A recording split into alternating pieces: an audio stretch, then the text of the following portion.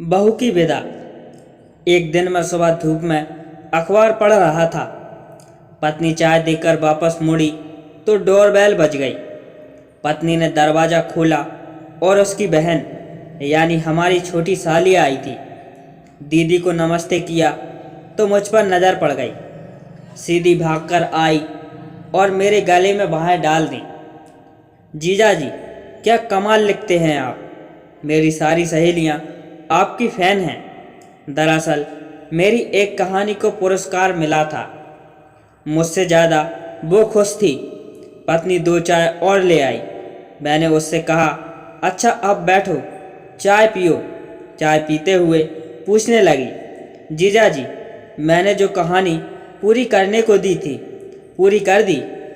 कर दी भाई, कर दी। पहले चाय पियो, अभी आई हो, फ्रेश हो लो। दरअसल उसने एक दृश्य लिखकर दिया था और वो चाहती थी कि मैं उसके आगे की कहानी लिखूं। दृश्य कुछ इस तरह था। एक पिता अपनी बेटी को विदा कर रहा है। बेटी से लिपटकर रोने के बाद संपन्न समधी जी की ओर हाथ जोड़कर खड़ा हो जाता है। कहता है, समधी जी, मेरी बेटी को सुख ना दे सको तो थोड़ा जहर दे देना, वो दुख नहीं सह पाएगी। समधी जी अकड़ कर कहते हैं, हाँ ठीक है, लेकिन मेरी बात याद रखना। जी हुजूर। यह कहकर बाप समधी जी के कदमों में गिर जाता है, लेकिन तब तक समधी कार में बैठकर चले जाते हैं। इसके आगे कहानी मुझे लिखनी थी। नाश्ता वगैरह करके हम बैठे थे।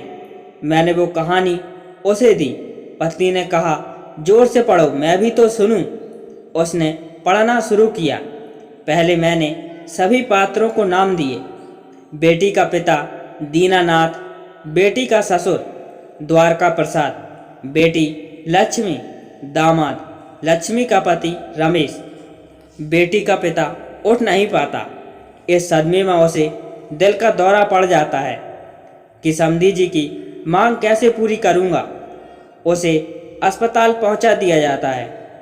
उधर द्वारका प्रसाद अपने घर में अपना फरमान सबको सुना देते हैं कि जब तक वो दीनानाथ 10 लाख का इंतजाम ना कर दे, बहू कहीं नहीं जाएगी। कोई उनका विरोध नहीं कर सकता। बेटा रमेश पढ़ा लिखा समझदार है, लेकिन पिता तो पिता है। पिता के विरुद्ध कैसे जाए? उधर सभी परेशान हैं, कैसे बेटी को खबर पहुंचाएं। किसी में हिम्मत नहीं है बेटी के ससुर द्वारका प्रसाद से बात करने की। जैसे तैसे भाई उनको फ़ोन करता है और बताता है कि पिताजी को दिल का दौरा पड़ा है। दूसरी तरफ से दहाड़ सुनाई देती है। मुझे पता था बुढ़ा ऐसा ही कुछ नाटक करेगा, और हाँ, अपनी बहन को कुछ भी बताया तो उसे हमेशा के लिए तुम्हारे पास भेज दूंगा। चलो रखो फ़ोन। भाई को कुछ नहीं सूझता। आखिरी उम्मीद बाकी है उसका बहनोई रमेश। वो उसे फ़ोन करता है और सब कुछ बता देता है। उसका बहनोई उसे कहता है, तुम घबराओ मत, ईश्वर पर भरोसा रखो, सब ठीक हो जाएगा।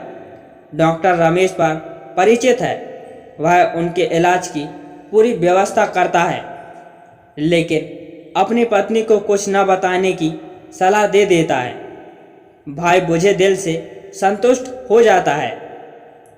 2 दिन बाद रमेश पिता से बात करने की हिम्मत जुटाता है और कहता है, पिताजी, लक्ष्मी की पिता अस्पताल में हैं, उसे भेज दीजिए। लेकिन पिता गरजते हैं, नालायक, तेरी पढ़ाई पर इतना खर्चा किया, वो कौन चुकाएगा? पिताजी, मैं दे दूंगा आपकी पाई पाई। इतना सुनते ही द्वारका प्रसाद आपे से बाहर हो गए। बेटे पर हाथ उठाया, नालायक, लेकिन संतुलन बिगड़ जाने के कारण धड़ाम से जमीन पर गिर गए। सभी दौड़े दौड़े इकट्ठे हो गए। किसी में हिम्मत नहीं थी कि उनको उठा सके। सास तो खुद उठ जाए, यही काफ़ी था। उनका दर्द बहू से ना देखा गया। उसने पति से कहा कि ऑटो लेकर आएं। साड़ी का पल्लू कमर में खोंसकर ससुर को उठने में मदद करने चली। सास दहाड़ी, बहू तुम्हें शर्म है या नहीं? ये ससुर हैं तुम्हारे। बहू ने जवाब दिया, माँ जी, मेरे पिताजी ने कहा था कि अब यही पिता है मेरे, और आपको जो कहना हो बाद में कह लेना। अभी पिताजी को इलाज की ज़रूरत है। सास आबाक मुंह ताकती रह गई। बहू ने ससुर को सहारा देकर कुर्सी पर बिठाया। तब तक बेटा ऑटो ले आया। दोनों ने मिलकर पिता को ऑटो में बिठाया। लक्ष्मी के पिता अपने पति से कहा कि वो हॉस्पिटल पहुँचें और इलाज की व्यवस्था करें। खुद ससुर को सहारा देकर ऑटो में बैठ गई और हिम्मत बढ़ाती रही। पिताजी, घबराइए नहीं, हम हैं ना, सब ठीक हो जाएगा। ससुर ने कहा, बहू तुम जो कर रही हो ठीक नहीं है, लोग क्या कहेंगे? लक्ष्मी ने कहा, पिताजी लोग कुछ नहीं कहेंगे, आप परेशान ना हो। आपको जो कहना हो ठीक होने के बाद कह लेना। अभी आपका इलाज ज़रूरी है। हॉस्पिटल पहुंचकर डॉक्टर ने प्राइवेट वार्ड में भर्ती कर लिया। इलाज शुरू हो गया। दर्द महसूस ना हो इसलिए नींद की दवा दे दी गई। 4 दिन बहू ने नर्स बनकर सेवा की। हर समय ससुर के पास उपस्थित रही। खुद अपने हाथों से पानी पिलाया, दवा दी। जब वो पूछती, पिताजी दर्द तो नहीं है? ससुर साहब दर्द भूल जाते। सास तो थोड़ी देर को आती और हालचाल पूछकर वापस चली जाती। शाम को उसका पति रमेश भी काम से लौटकर आता और उसका साथ देता। 4-5 दिनों में बेटे और बहू की सेवा से ठीक हो गए। हड्डी नहीं टूटी थी, सिर्फ मांस फट गया था। 1 हफ्ते में घर ले आए। सारे रिश्तेदार बहू की तारीफ करने नहीं थक रहे थे। सभी कह रहे थे, बहू नहीं है, बेटी है। ऐसी बहू सबको मिले। देख तो कितनी हिम्मत से काम लिया। ये ना होती तो क्या होता? ससुर सास मन ही मन खुश हो रहे थे। बहू दूसरे कमरे में आंसू बहा रही थी। तभी किसी का ध्यान गया कि बहू कहाँ है। सास उसे लेने पहुंची।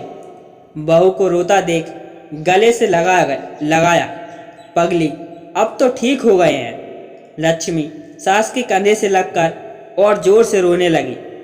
माँ जी, वह कहना चाहती थी कि उसके पिता को उसी दिन से दिल का दौरा पड़ा है। वो उसी दिन से हॉस्पिटल में थे। मैं उनको देखना जाना चाहती थी, लेकिन इन सब बातों से अनजान सास ने कहा, चल बुला रहे हैं सब तुझे। बहू ने आंसू पोंछे सास के साथ हॉल में पहुंची। तभी लक्ष्मी के पिता आ गए, बेटे का सहारा लिए। लक्ष्मी दौड़कर पिता से लिपटकर रोने लगी। पिताजी, आप ठीक तो हैं? आपको ऐसी हालत में यहाँ नहीं आना चाहिए था। मैं आ जाती आपसे मिलने। लक्ष्मी के ससुर द्वारका प्रसाद का माथा ठनका। क्या इसको पता था? लक्ष्मी के पिता बोले, कैसी हालात में है बेटी? मैं ठीक तो हूँ, मुझे क्या हुआ? लक्ष्मी के आंसुओं का सैलाब बह निकला। पिताजी, मुझे सब पता है। मुझे मेरी सहेली ने सब बता दिया था कि आपको दिल का दौरा पड़ा था, लेकिन आगे कुछ ना कह सकी। ससुर और सास के मुंह से निकला, क्या? पिता फपक कर रो पड़े। बेटी आगे कुछ ना कह सके। फिर थोड़ा संभल कर बोले, समधी जी ने 10 लाख मांगे थे। चेक लेकर आया हूँ, जितनी चाहे रकम भर ले। लक्ष्मी समझ ना सकी इतनी रकम पिताजी ने कहाँ से जुटाई। वह कुछ पूछती, तभी नज़र पति पर पड़ी। वो उसे चुप रहने का इशारा कर रहा था। लक्ष्मी सब समझ गई कि ये सब उनका किया धरा है। लक्ष्मी के पिता ने समधी की तरफ चेक बढ़ाया और बोले, समधी जी, अब तो मैं ले जा सकता हूँ अपनी बेटी को। समधी जी ने चेक पर फाड़ कर फेंक दिया। बोले, क्यों शर्मिंदा करते हो बंधु? आपने मुझे अनमोल हीरा दिया है। आपकी बेटी थी, अब मेरी बेटी है। लक्ष्मी का पति झलक आए खुशी के आंसुओं को छिपाने के लिए बाहर निकल गया। पूजा की आंखों से आंसुओं की अविरल धारा बह रही थी। कहानी खत्म करते करते फपक कर रो पड़ी। मैं खुद अपने आंसुओं को नहीं रोक पा रहा था। मैं उठा, दोनों को रोता छोड़कर बाहर निकल गया। आप भी आंसुओं को रोकना मत, बह जाने देना।